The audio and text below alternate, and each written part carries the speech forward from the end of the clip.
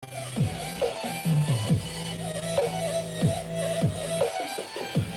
the ride, I'm taking on the tide. Size of tsunamis touching the sky. I got a quick scan. It's time to move. Leaving everything else behind. I got something to prove. I'm just riding away. No, I ain't running away. I got memories set. Oh, I'm just finding my place where I belong to. Really glory in my soul. Yeah, I'm riding away. I'm finding my place. Yeah, fighting scared. That's what I gotta do. Greetings, Saroth the Mage, streaming live. This is a track by DJ Nimbus. It's not actually the track I'm trying to play you, but we love DJ Nimbus. I'll maybe try and get the other one later. So yes, welcome. I hope I haven't confused you again by starting a stream and setting a reminder and then accidentally setting up another stream. So, hi, I'm here. I'm over here. This is actually the track, I think. Is it? It's a female singing, "Yay, baby!" There you go, look. The man himself. This is the song, this is the one, yeah.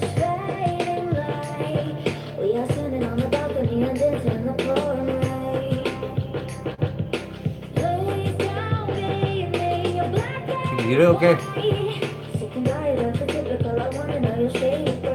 I love it actually.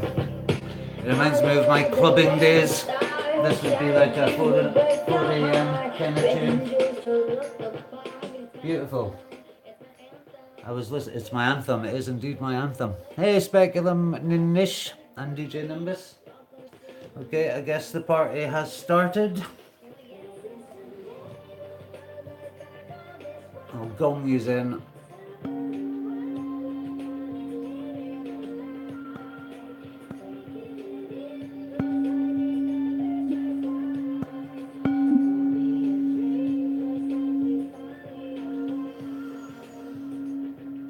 Saroth the Mage mega ritual open as usual.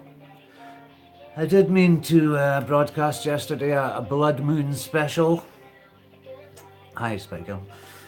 Blood Moon special, but I'm kind of glad I didn't because, wow, it was crazy. It was like 30 degrees Celsius, which is very, very high for Aberdeen. And 2 nights running, terrific thunderstorms, oh my god. So it was like a blood moon, an eclipse, a fantastic thunderstorm, and me and Iwalk were sitting getting a little bit drunk because, you know, we have a jam and we have a few beers. That's what Scotsmen do of a Friday night when there's no work the next day. So, as usual, badly prepared, but I do have notes of a sort. Sorry if that confused anyone. I'm going to put on my own music. It helps me focus. Excuse me for just 1 second. So how is everyone tonight? Saturday night, isn't it? It feels like Sunday to me because yesterday definitely felt like Saturday. Right, what am I looking for again? Om chanting. Here we go.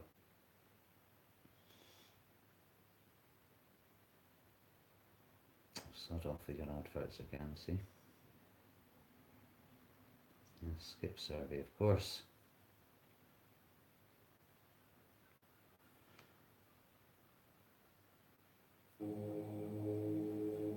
Perfect. Shalom, greetings. I think I'll put on my glasses. So how is everyone this fine Saturday? Oh my god, look at that. They're ridiculous. I'm going to get contact lenses or laser eye correction. Why not just start the show and I'll pop in and out of chat. But it'd be, you know, sometimes I think, should I like record shows properly researched? Yeah, I love dancing around the house to loud music. You know you're in a good frame of mind if you're dancing and listening to a lot of music. I noticed when I was going through that rough period, I just didn't listen to any music at all. I couldn't bear it for some reason. But now I'm all maged up. Music sounds beautiful again. I've been watching a lot of really good podcasts at the moment. Logos of Ophiel is one. It's totally dedicated to Magick, but it's very different from my stuff. But I like it. I think that's what my title was about. Really, this idea. Well, he likes Renaissance magic, and you know the much older, and Magick does have such a rich cultural history. You know, going back thousands and thousands of years. And there seems to be like a new breed. Yes. Oh, has he? Has he been on your show? Yeah, he's brilliant. He sent me a lovely tweet today after I'd commented on one of his videos. So yes, he is a gentleman and a scholar, and he was very encouraging towards old Saroth. And we have, you know, I didn't think he would like my show at all, but I totally dig where he's coming from. He's scholarly, he respects the tradition, and the deeper I'm getting into the path, you know, I've dabbled in and out of it, and it's really starting to focus in my mind. Obviously, I mentioned Glitch Bottle the last time. I've actually got them written down here, and I really enjoyed. I mean, all I do is watch YouTube nowadays. If I'm not working, YouTube is on somewhere. Seven Serpents, he sometimes pops in here, and I absolutely love the video that he did. I think it was recently, it was 55 minutes. I've rudely forgotten the title, but it was just him breaking down his personal kind of hermetic, well, it's general hermetics, but he breaks it down really well, and I'd love to be able to that my presentation is slightly different. It's all over the shop.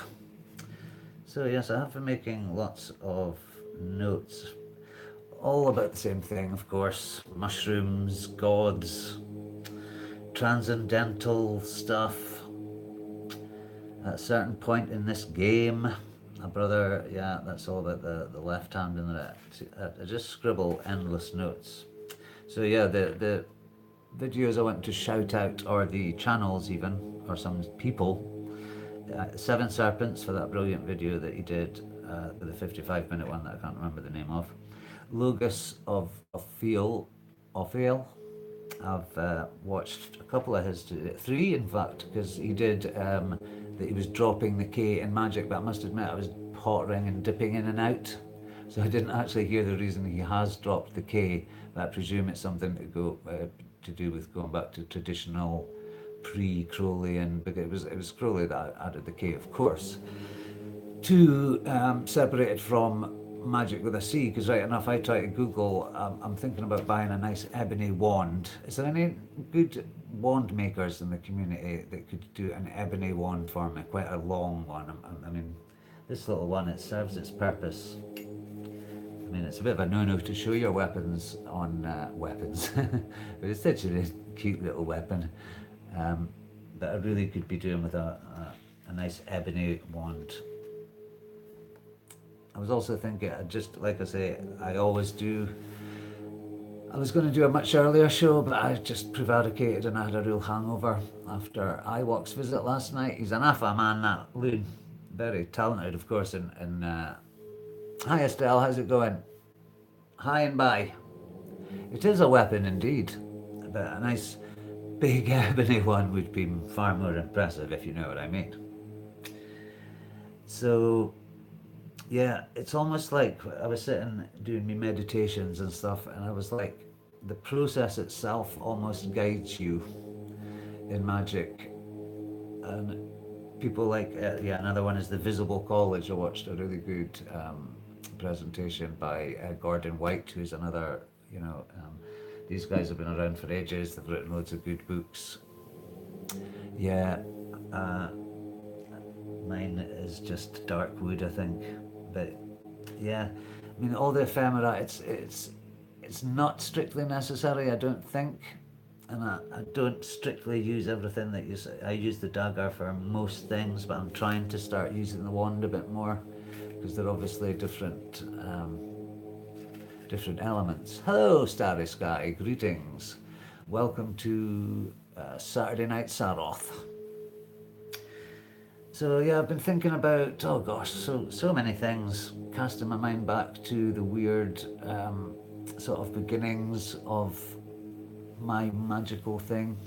I guess it really goes back to being honestly, about 12, 13, and taking psilocybin mushrooms for the first time that used to grow in abundance in plain fields and grass. Aberdeen's got a very good environment for mushrooms. It's dark and cold in autumn and very, it's a beautiful fertile country, Scotland, it really is. But it's very wet and usually quite cold. Apart from the summer, of course, which it's been like a pretty much a global heat wave, isn't it? Or definitely all the Americans and the British people really, people are starting to get bored of it now. It has been cooler today, but the sun broke through. It's actually stunningly beautiful out there. There's houses up that catch the light sometimes, and they look like little cubist houses. Beautiful. I'll show you sometime. You don't want to be sticking your webcam out a window in Torry, though. Oh no. Anyway, and look at this, guys. I am devastated. I've seen this mic many times. I've passed it in the shop and I thought, oh yeah, baby, that's the one that all the proper podcasters have got. It's got buttons and everything. And I plugged it into my shitty laptop, and the light comes on.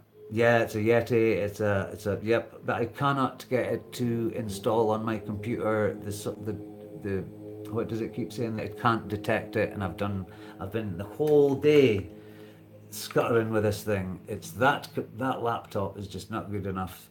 It's been upgraded to Windows 10. This is going to get a bit boring. It's been upgraded to Windows 10 amateurishly, I think. Although I did check out and the Windows 10 seems sound enough, but it's just not. So I don't know what to do. But I can't wait to use this. That'll be phase 2 when I get a better laptop and start using this mic, and because the channel is still in its very, very early stages. It's only been going since really before the solstice, and the streams.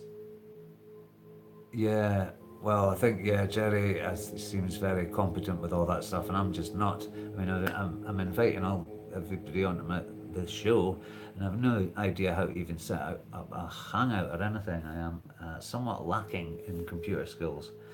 It's got to be part of the process, because the YouTube thing has totally become part of the magical process for me. It's like a way of reflecting. Oh, he's a programmer. Oh, well, then he will know.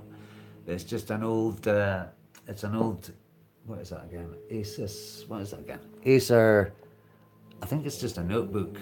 It does require a specific driver, that's the thing. And the one I'm getting from the Blue Microphones website just isn't working. And I know that people have problems with it, especially with Windows 10. It's just so frustrating. I almost went and bought a new laptop. Yeah, it's just, I'm pretty sure you'll run into the same brick wall as I did, but I certainly will. It's just a blue Yeti Pro. Yeah, it's difficult, especially for us older folks. Like I say, I did a whole university degree without using the internet as a study resource one single time. It was all books from the library, and I'm quite proud of that, actually, Even though I find... yes, please do, DJ Sir. That would be very kind of you. So I seem to have, me and my bloody tech problems that are notorious for them. So I think it's a little bit of the electrical mage is just fusing everything and blowing everything out with my stupendous magical powers. I've got to get my hod in order, my Mercury. The Sephira of Mercury, which is hot.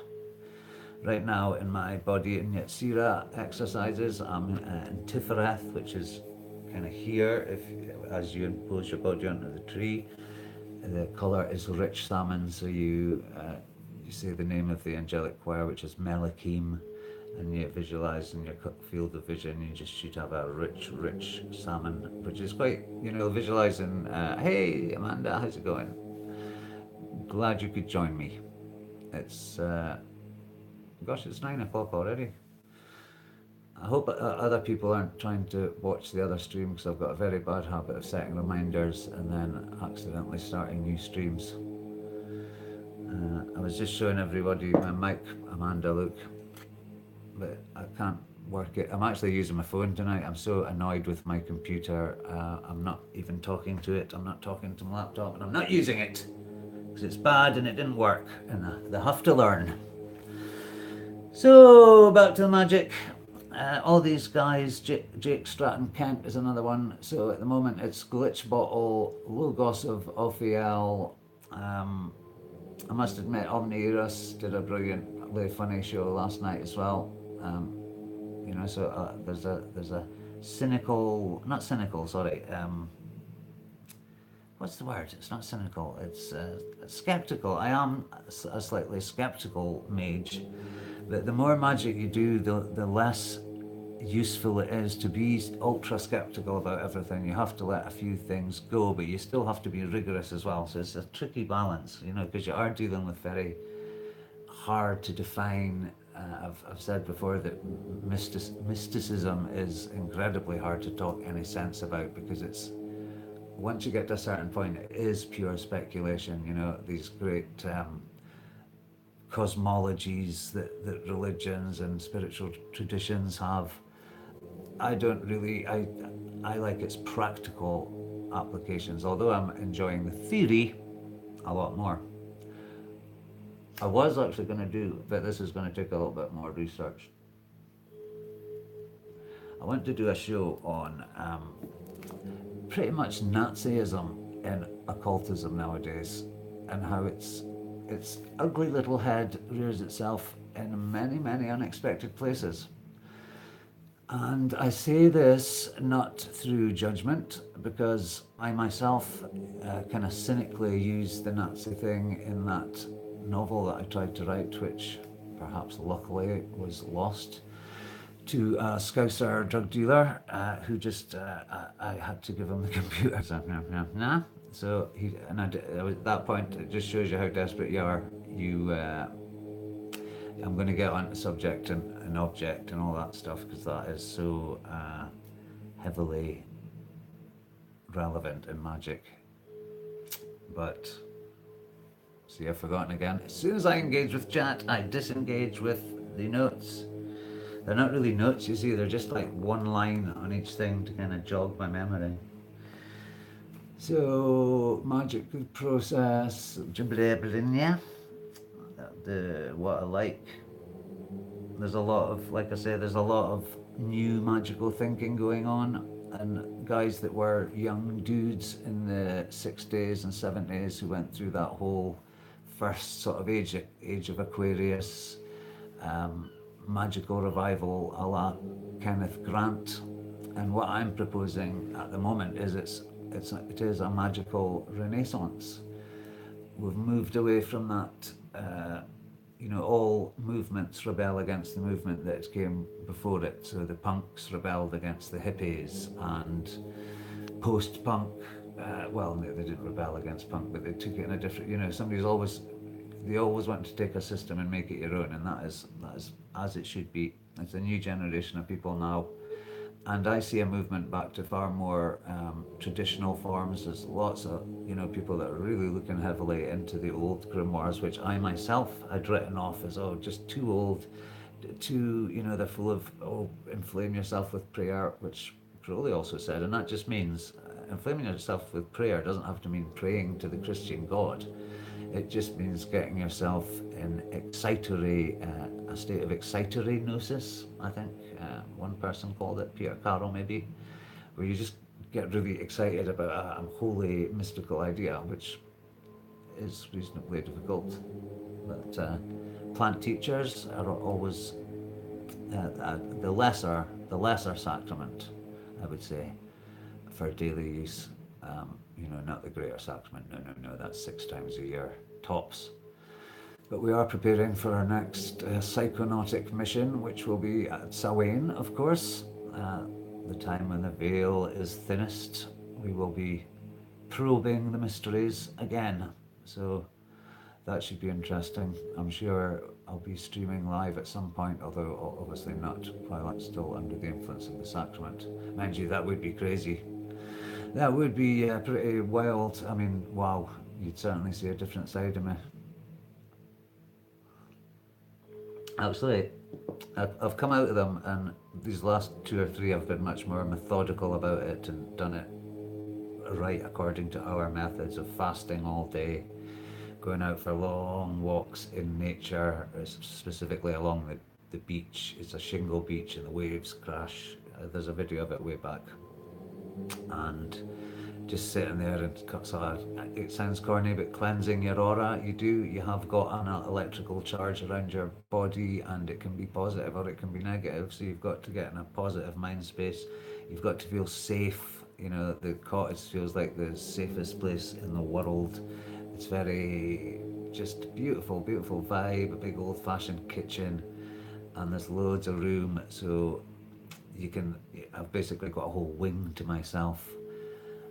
Oh yeah, the vibes yesterday were intense. I was in a dreadful mood yesterday, I really was, but I'd been working, I'd done a sleepover at work, and that often gets me stressed, and then a long journey home in the extreme heat. I just went straight for the cold beer, and yeah, it's a good job I didn't live stream yesterday.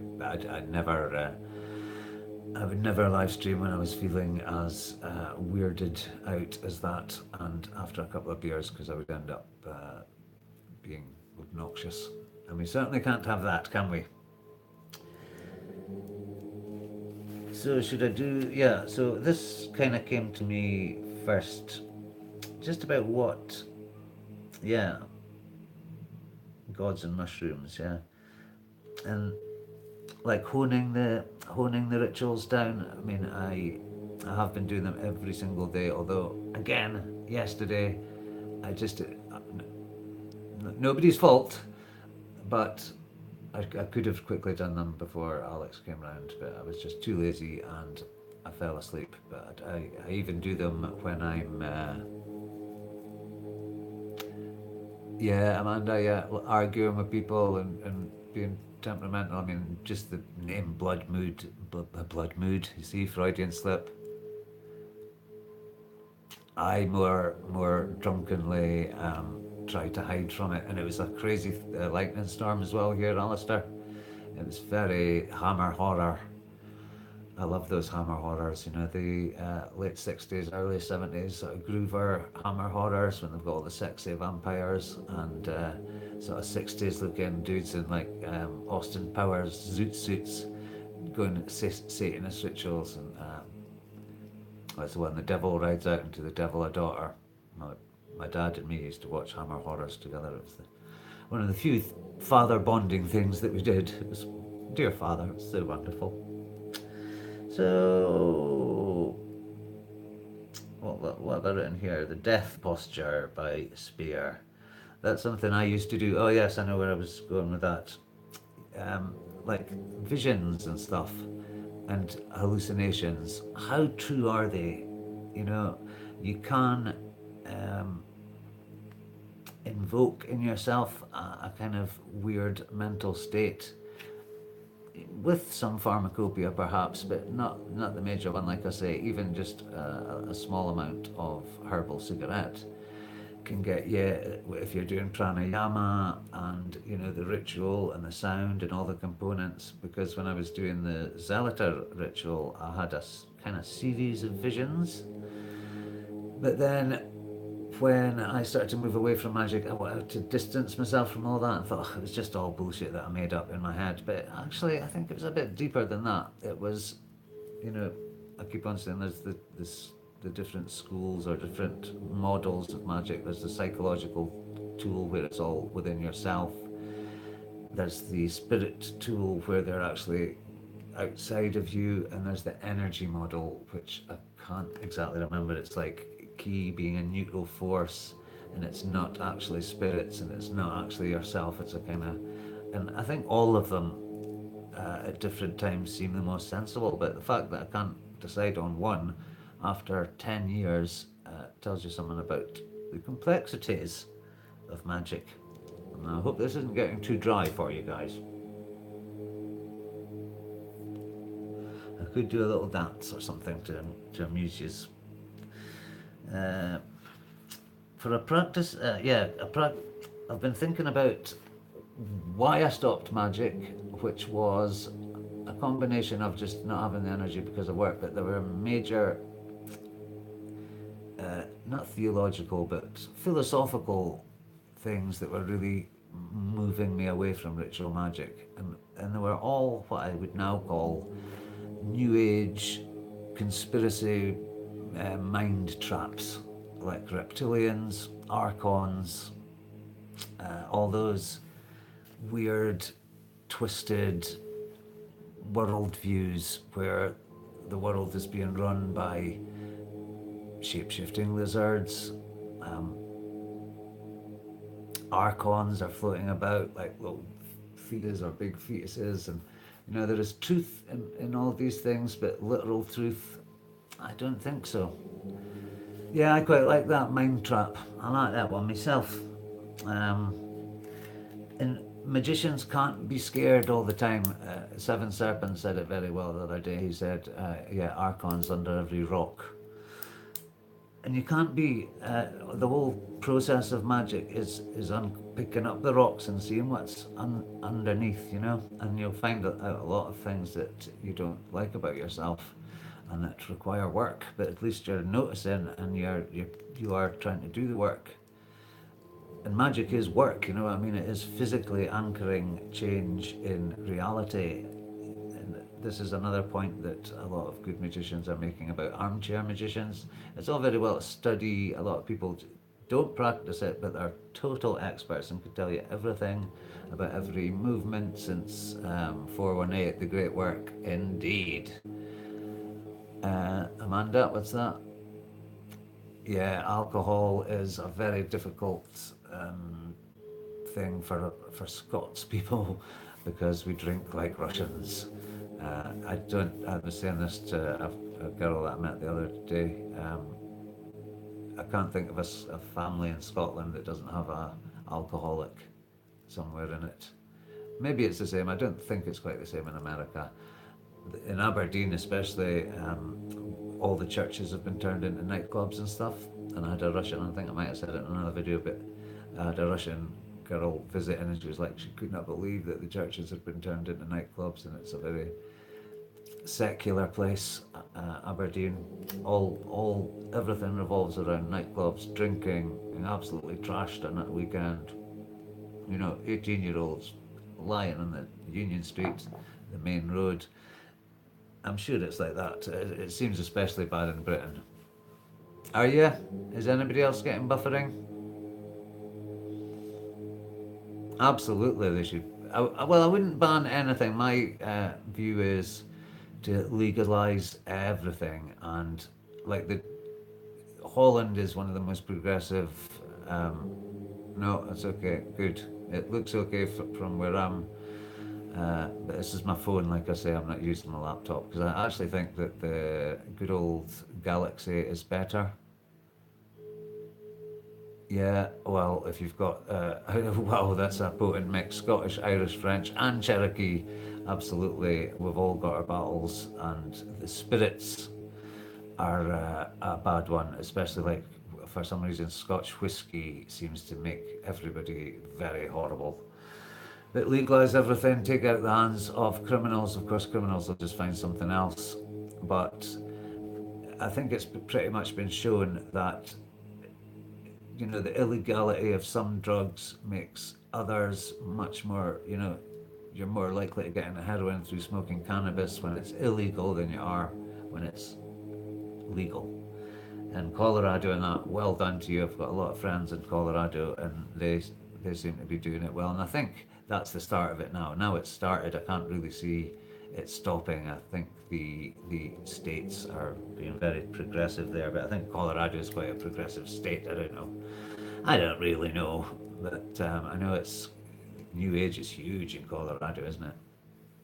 Um, so yeah, magicians can't be scared of demons and archons and oh my god, by using the Yote Vave, that means it's Jehovah and that means I'm worshipping the Old Testament God. Nonsense and rubbish. All these magical systems are deeply syncretic. They don't belong to anyone. The Kabbalah has been through Judaic hands, Christian hands, Muslim hands, Zoroastrian hands. It's even got, like, I just was using the I Ching this very day, and I used it yesterday, and it gave me a fantastically accurate hexagram. I mean, it's a very easy system as well. It's probably easier than tarot. You just have 3 coins. One side is heads, the other is tails, and you throw them 6 times. Each one makes a line depending on the number. Odd numbers are a straight line, even numbers are a broken line. 3 of a kind is a moving line, so you pay special attention to that line and you just get a little bookie. I've had much, I mean, this is very slim, but it does give you the pretty much the down low on each hexagram, and I find it very, very accurate. The Thoth tarot, or the Toth tarot, are quite mean to me, actually. They're not the kindest cards. The first tarot reading I did for this channel was really bad. I think the devil was in it, and like I say, the tarot devil is not good in any way. There's few positive things to be said about the devil card. They are, but you could also, I have to say, there is a slight argument for saying, well, you could just pick any one at random and it would fit your situation, but I don't think so. I think some of them are just, especially when I had the fuller book, they were just scarily accurate of how to proceed according to the Tao. And I don't know much about Taoism, but I know it's just mindfulness is a very good technique, and that's something that Western Magick's kind of imported. You know, the rituals are really a whole exercise in mindfulness, because you've got to really focus and really think about what each step you're doing. I found that not only saying the words and you know, using the sign of the Enterer and then the sign of silence, but to visualize the words as you're vibrating them. So you'd actually see, like, Adonai spelled out in big letters, and I see them kind of shooting out. Also, when I'm doing the pentagrams, any form of pentagrams, I see it kind of enlarging and shooting away from me a little bit. And these are just things I've picked up recently in this new air grade. The tarot I picked, I did another tarot reading. I always do them about the hey Darcy, how's it going, baby? Sorry, I shouldn't call everyone baby, especially not women, it's sexist. I'll only call the men baby and the women sir.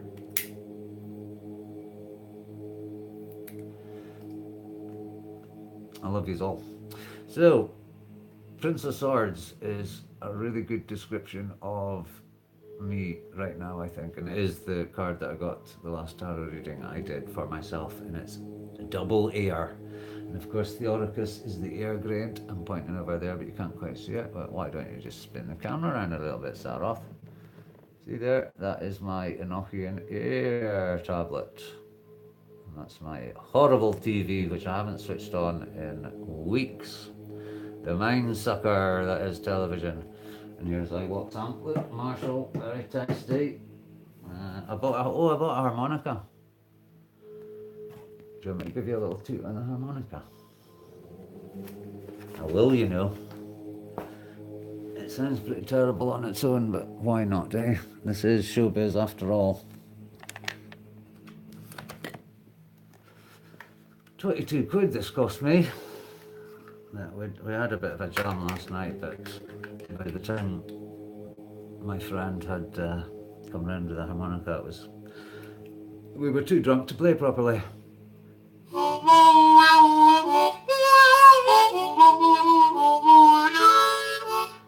See, I can play the blues. Hey David, how's it going, man? Good to see you. I was hoping you'd pop by tonight. So as ever, not totally organised or focused, but I think that's a symptom of the air grade as well, and that made me float off last time as well. I got so unfocused, and for some reason the body and yet Sira exercise I just found so impossible, and and family. Yeah, that's Pa, my voodoo mask. I actually quite like it with that painting and the empty frame, of course.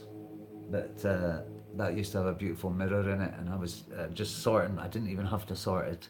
One stupid little clip at the back, and I kneeled on it and broke it.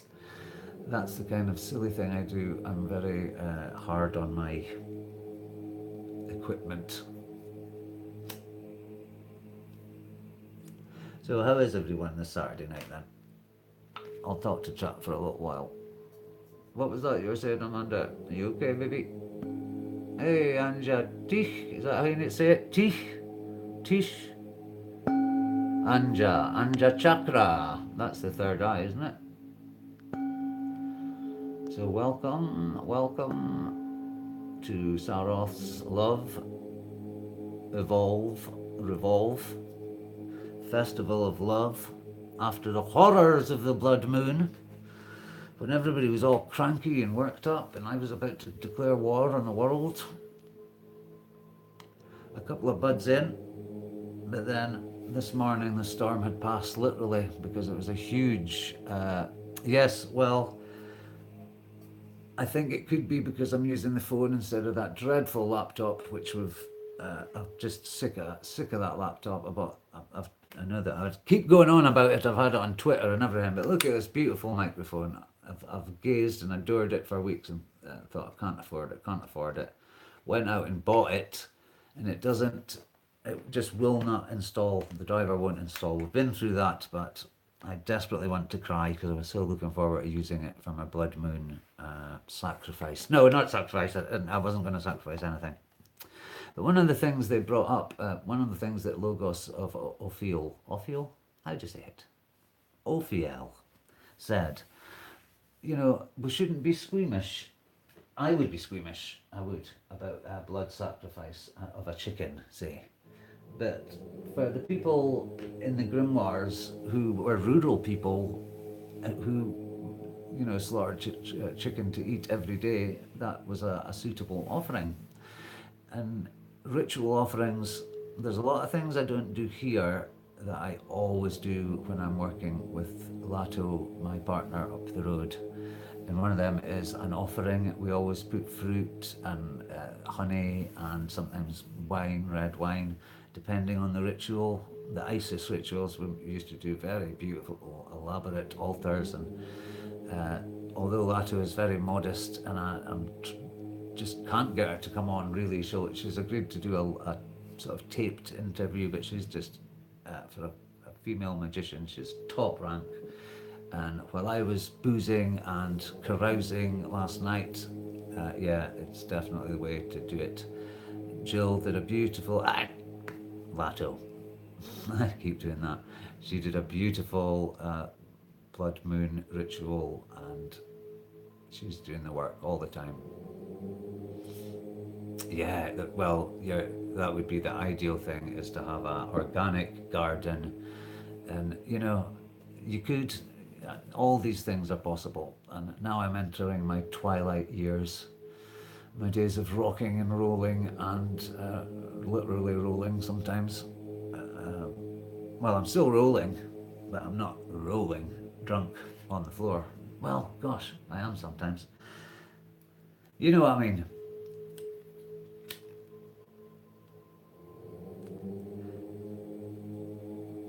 So I got a lot from this Logos of Ophiel, and then I watched his talk about it was philosophy, magical philosophy, with a charming young lady called. I am midway actually, and like I say, I've been told by my spirit guides that I'm going to live to 128. So I'm only, I've still got 7 to 8 years to live, which is not bad. I may have achieved part of the great work by then, but of course it takes thousands and thousands of lifetimes, and you're never. I would absolutely start a commune with you guys. It'd be just endless fun. We could grow our own organic vegetables, yeah, and everybody would have their areas of expertise, and we would have a no money economy, and we would play music in the fields. Oh my god, it could be like Woodstock permanently, and no Altamont. It would just be 3 decades of love, peace, and music. Wouldn't that be fab? And I do plan to visit America someday, and of course the free love, and of course no gurus, and nobody getting to hog all the women, like is your typical cult scenario. We'd have to have, did anyone watch a TV show called The Path with the guy from Breaking Bad, Jesse Pinkerton or whatever his name was? His real name is Aaron Paul. It was ace. I liked it. It was quite good. I think there'll be more. Well, I just haven't been. It's been YouTube.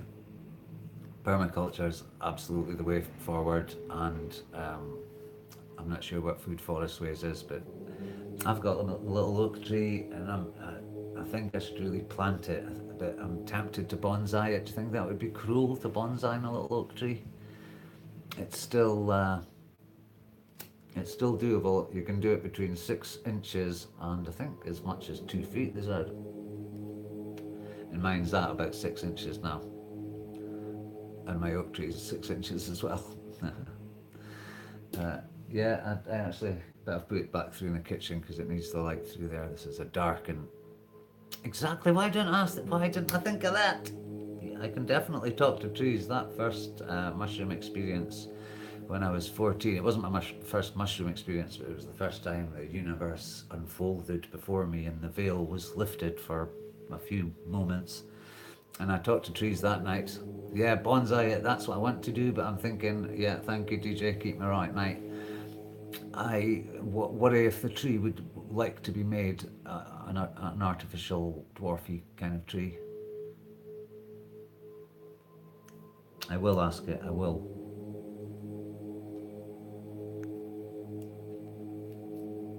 So what else have I been meditating on?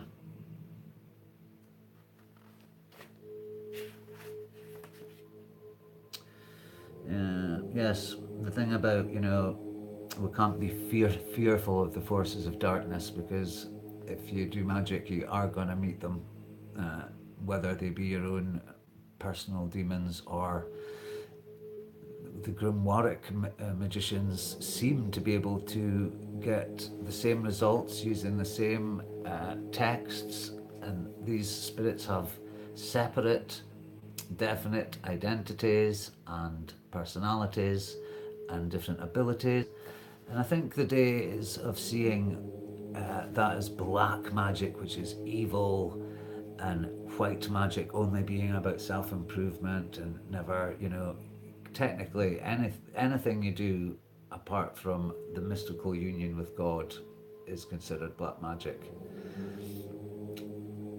Grey magic, I think Donald Michael Craig, I hope I've got his name right there. Donald Michael Craig, yes. His Modern Magic was the other sort of book that you could have went with, but of course I went with Kabbalah Magic because it's just the most stripped down version I could find. Yeah, Logos. Hey my god, he's in the house. I've just been, no way. I've just been talking about the podcast that I've watched this afternoon and totally ripping off the man. I can't believe we've got a big star in the house. Wonderful. I'm absolutely thrilled. So now I'll take the more recent notes that I did after watching your wonderful shows today. So we've got a little bit. Oh gosh! Before I do that, I should thank everyone for their incredible response to the iWalk's brilliant music. It was kind of like a jam session, but it had his three top tracks in there, and it went down a storm. I mean, it's had more views than any. Oh, that was a big. Weird. The Logos of Ophiel comes in and the door mysteriously blows open with a gust of goetic wind. Yeah, what a fantastic show it was, and we had quite an after party. I'll tell thee that. He does like to party like a proper rock and roller, does Alex. Even though he's the most modest, self-effacing person, he's a bit of a musical genius, I think. It's wonderful to have you all here. I don't think you may have met some of you, I believe. So let's get into what Ophiel was talking about today. Like I say, I couldn't, because I had to do things to do, I had housework and laundry, but your videos were on all day, and you were talking about modern occultism in a very interesting way, and how you've kind of come from, I presume, a sort of thelemic background to a much more kind of open-minded, I guess, you know. I liked what you were saying about don't be so hard on the Abrahamic faiths, don't take it out in the Bible, and these are things that really made me think, because in many ways we are coming from it's the same place but different paths, of course. I did get caught up in the confusion of the New Age and all that speculative nonsense, but luckily this bunch of people here, namely the great C.W. Chanter and his friends, kind of with their realism and their positive skepticism, it helped clear a lot of that bullshit right out of my mind, so I could really concentrate on what was actually true and what I had actually experienced to be true. And what I'm experiencing to be true is a lot closer to the traditional models than all this, crazy free-form sort of new aginess that you just get away with saying anything. There's no real method. And like I said, I've said before, I'm not criticising things like Reiki, Shiatsu, those sort of things, but all the soul retrievals and certain practices, I just doubt their efficiency. Yeah, New Age fuzziness. And yeah, I think all magicians start off as pretty rebellious young men, don't we? And young women, indeed. Subjectivism versus objectivism as well is such a key concept in magic, because your experiences are, of course, subjective, but like you say, history is objective. You can't deny what history is. It can be interpreted through one lens or another, but you can't argue with the facts of history and objective facts. And I think that is totally lost in the New Agey nonsense. That magic keeps it real, at least the people I'm listening to. The only person that doesn't, bless him, is David Griffin, in my opinion. He makes very silly videos, but Visible College, Gordon White, he's been doing various podcasts for ages. Stratton Kent talks very intelligently on magic. Seven Serpents, like I said before, he did a really good breakdown of his own sort of hermetics, which was just fab. And you also, I can't exactly remember what point I just made, but I'm glad it was salient, and I certainly hope so. What is this?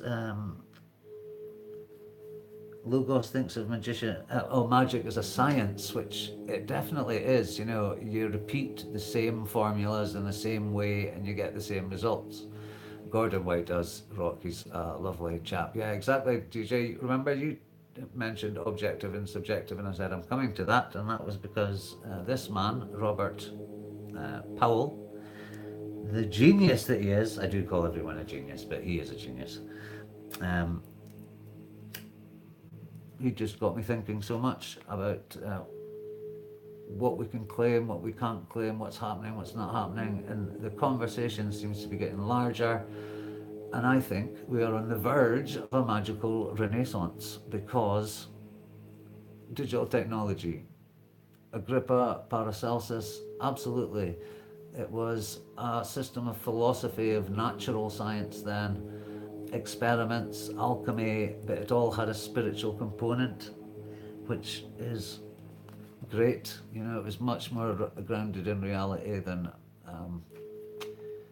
you could even say more grounded in reality than people like Crowley. It's very interesting, and I haven't actually absorbed it all. I only listened to it this afternoon, but it really has.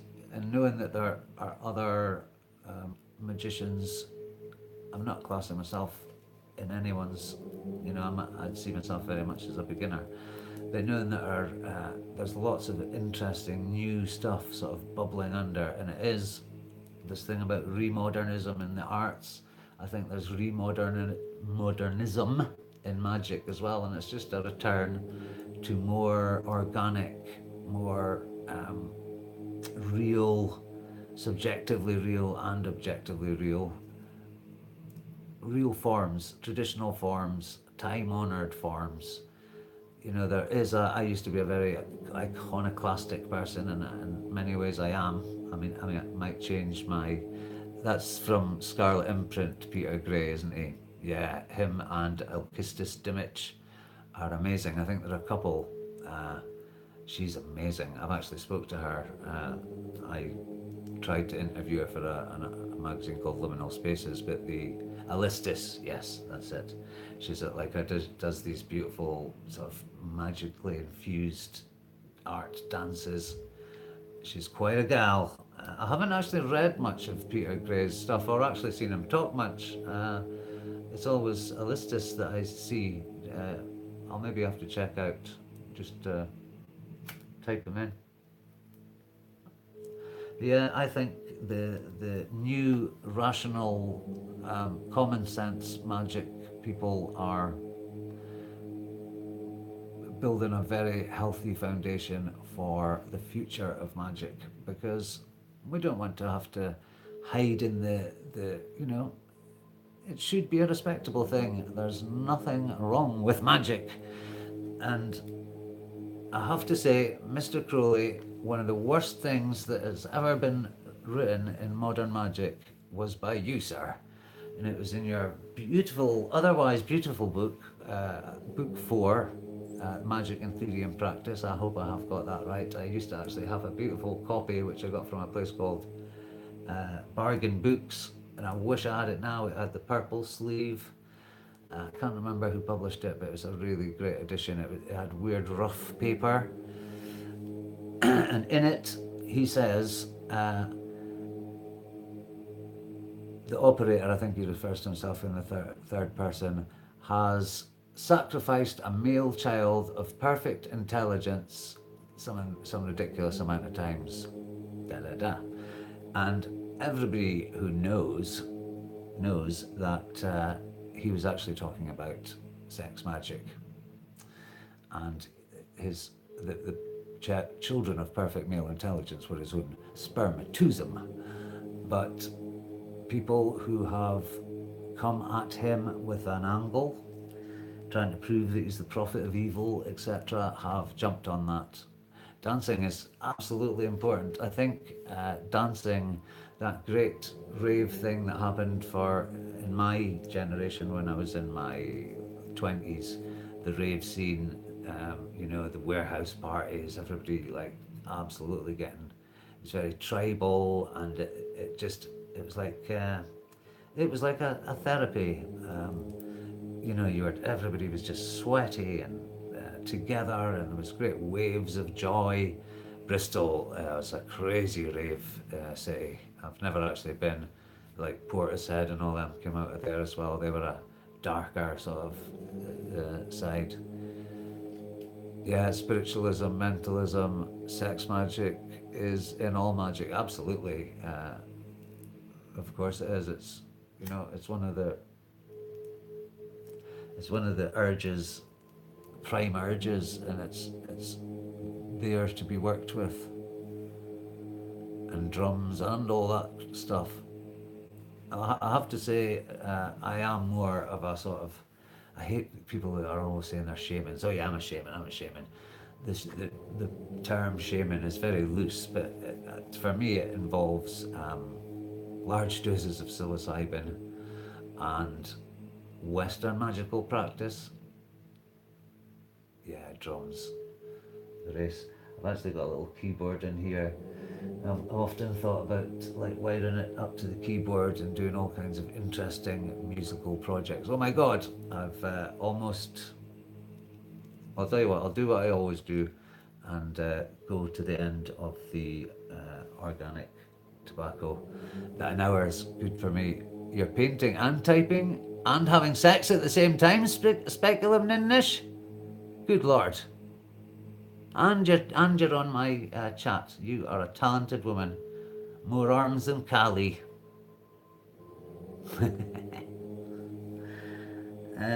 Importance of purification is another thing that Logos of Ophiel was speaking about in his one of his videos today, and that is very important for me also. In the greater works that we do up the road, the ones that I don't talk about because they're secret and you've got to keep the lid on the magical workings of the moment. Oh god, I forgot where I was going again. Purification. Yes, we do an elaborate purification and consecration where we go around with special water that Lato makes from pure river water and an infusion of various herbs and stuff and salt, and we sprinkle the water around and do like I think we might have actually put it in a recorded video. The ones that nobody watches, of course, are the ritual ones. Nobody's really interested in the actual mechanics of spirituality. They just want to see people talk about it. No, I'm only joking. Yes, I did guess that. Speculum Ninnish. Yeah, it's an important force. You know what I mean? Crowley said, "Spill not one drop," and difficult at times, but something to think about. So purification is absolutely important, but I don't always. I think a lesser banishing pentagram ritual before you start, as long as you've got your elements, your directions, and that all set up. I've also got a circle permanently marked on the floor in white paint, and then if I use different god forms or names of power around the circle, I can just write them out on bits of card. Some people wouldn't agree with that. It might be better to do it in chalk, but chalk just won't stick to a varnished floor.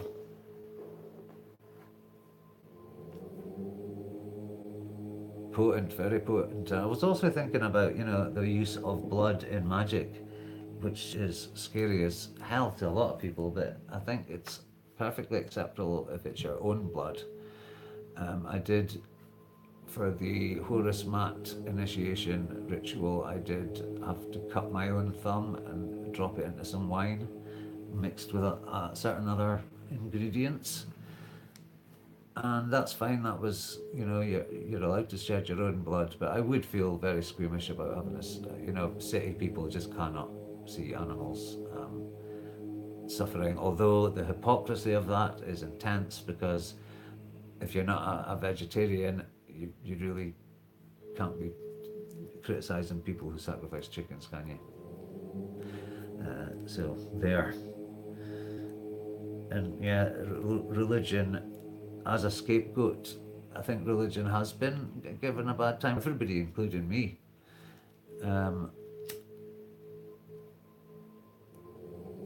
I used to organised religion's the root of all evil, but it's not. It's the human primates, the chimps that we are, that cause all the trouble with our wars and our aggression and our mammalian behaviour, when we really should be over that sort of nonsense by now. No, birds are very yucky to. You think, it's going to. Yeah, I don't. Birds are. Absolutely. I was just saying that yesterday. I was in a sinister mood already. come out with all kinds of outrages. And luckily, I did an I Ching reading, which was the Great Power number 34, hexagram number 34, and it advised me to pick my battles. I have read The Art of War and The Prince by Machiavelli, if you know what I mean. So, okay, I've managed to. I might go for a tiny bit longer because I haven't really said anything yet, although I kind of have. Again, going on, it's a bit cheeky actually, Robert. I'm just going over all your material and not actually adding anything to it.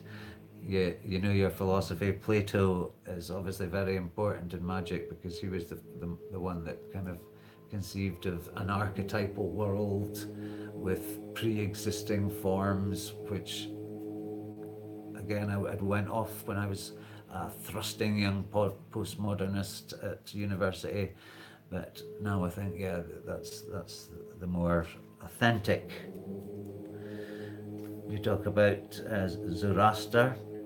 Is it Zoroaster? I can never remember how you say it. And his dualism, you know, he was the first one to really go and think of a good God versus a bad God, and how Jehovah, I always think of Jehovah as a very, very tribal God,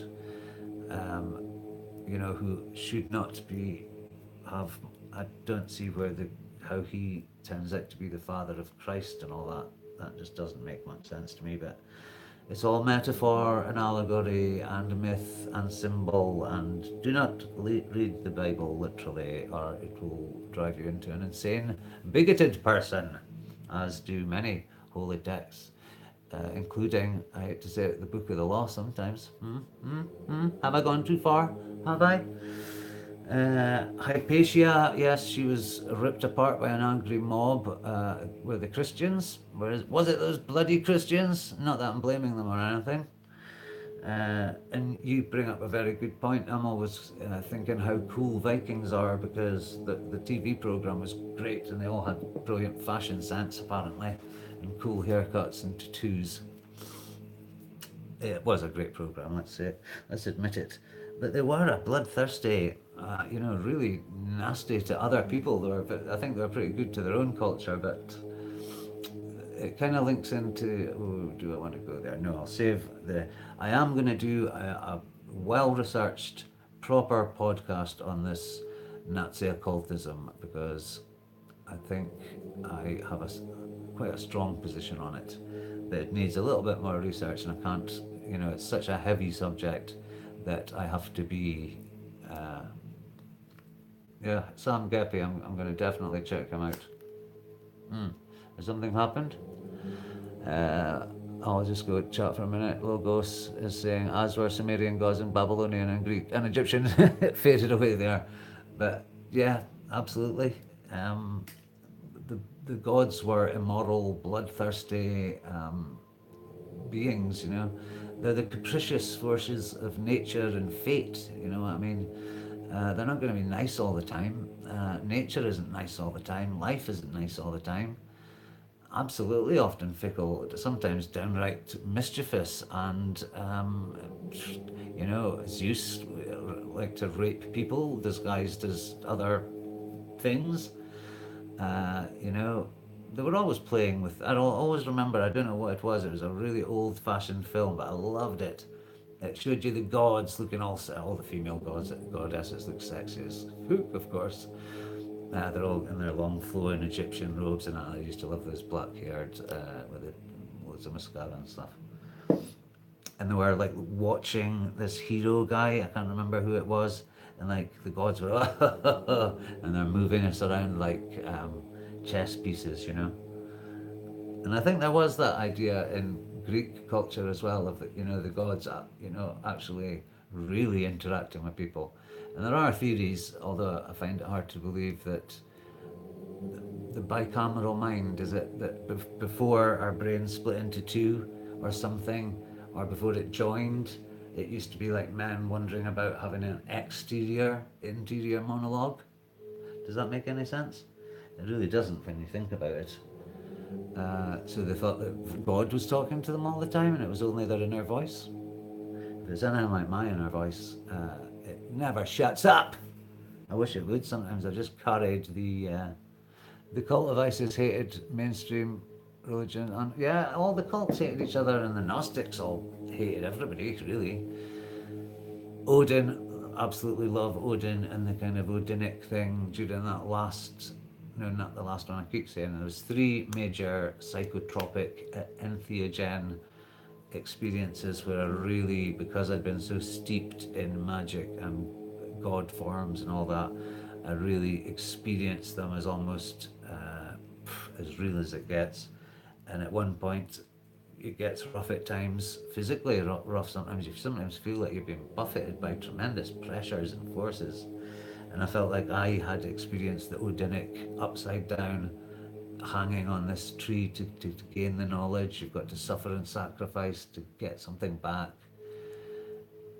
No, hating is for suckers, man.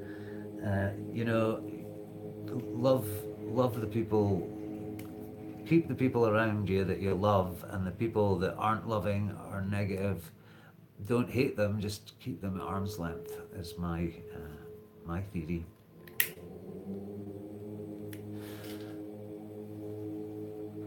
So we'll just finish. There's only a little bit of notes left.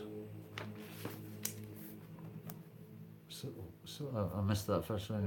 Your soul tribalism exists because we all have a community. Yes, the community is YouTube at the moment, and it's a fantastic community because you can really get ideas out quickly. You can meet like-minded people very, very quickly. That find the find the others video I made seems like years ago. It was only a month ago before I'd started streaming, when I was a lot less confident than I am now, and I'm still not completely. There's so much work to be done on this channel, and it's just going to get better and better and bigger, and everything's going to be super groovy. So history has no bias. I love that. That's actually a quote that I've taken again from Robert. Thank you, Robert, for donating all my material tonight.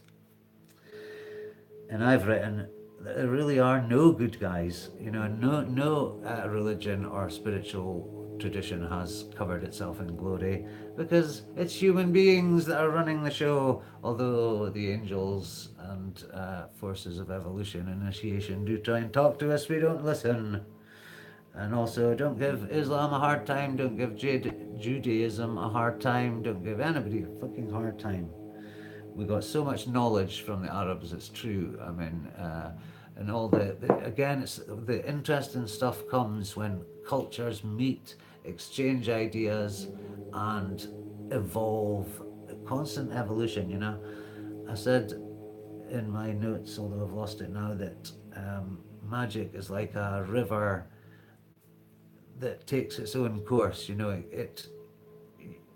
you're the river, but you're directed in the ways forward by the meditations, by the prolonged introspection, by the discipline of daily ritual. Absolutely they did. Yes, they did. And, you know, for critics of the Kabbalah, racist critics of the Kabbalah, I may say, it was in Spain, it was in Moorish Spain, really, that the Kabbalah evolved and took off, and then it seeped into Western magic, and it's been gloriously useful ever since.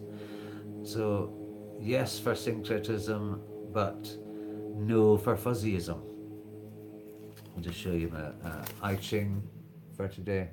I think it's called Kun or something, but I can't pronounce it. So it's fire and earth. And it's quite a bad one, actually. It said I'm surrounded by dark forces.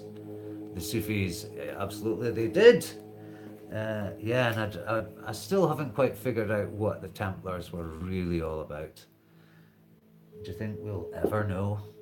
And, you know, it's been said before, modern day Knights Templar, I don't think have got any idea what the real Templars were doing either.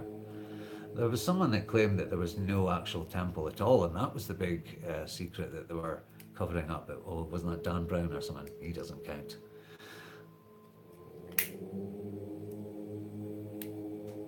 Okay, guys, thank you so much for watching. I'm going to wrap up just very soon. I'll just, Yeah, we've got the knowledge from the Dark Ages, Rome falling, yeah, the central sort of civilization broke down and everybody fragmented and we lapsed. But I have heard some people say that the Dark Ages weren't that dark. There were many beautiful things about the Dark Ages too. Monotheism has a purity, another one that Logos, a good one. It does, it has a simplicity to it, but I don't think monotheism is, yes, well it is. I do believe that it is one creator. There had to be one specific thing that sparked the whole of creation, but to speculate on it is somewhat pointless. You know, we only understand it the filtered down that little human primates can cope with. But I'm sure when, as we evolve, which we surely must be evolving, evolution doesn't stop, it just grinds extremely slow. I'm sure human beings are moving towards some, evolutionary state where the whole world is peaceful and beautiful.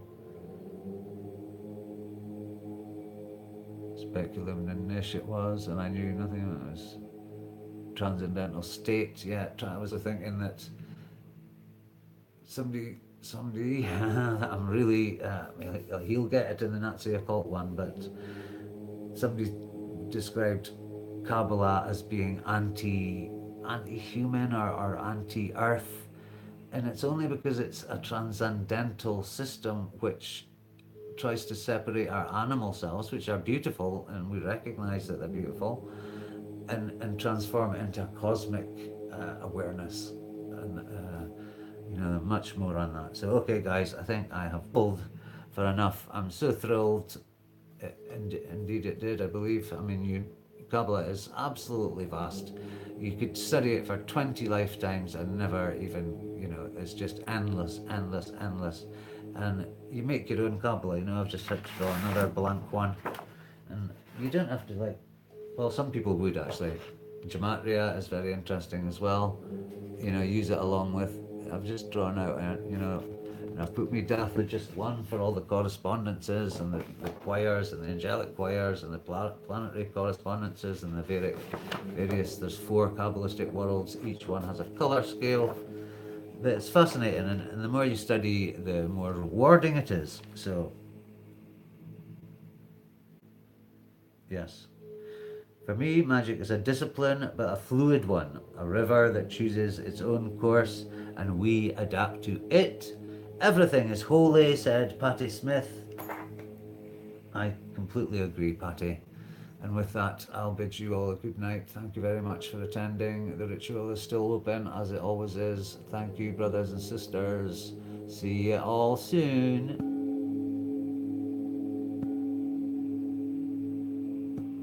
Night all. Night David. Night Speculum Ninnish. Night Starry Sky. Night DJ Nimbus. Night Logos of Ophiel. Thank you. It was so nice to come. I seem to get the most brilliant. Thank you, Anja Tich. Thank you, Ho David. I love you, baby. Thank you all. Let me see you to the door. And you, DJ Nimbus, thank you for the fantastic music at the start of the show. I'll always try and promote, my dear friends, for your loyalty to Saroth the Mage. And with that, I really must be going on with my busy life. Love you all. Ahistata.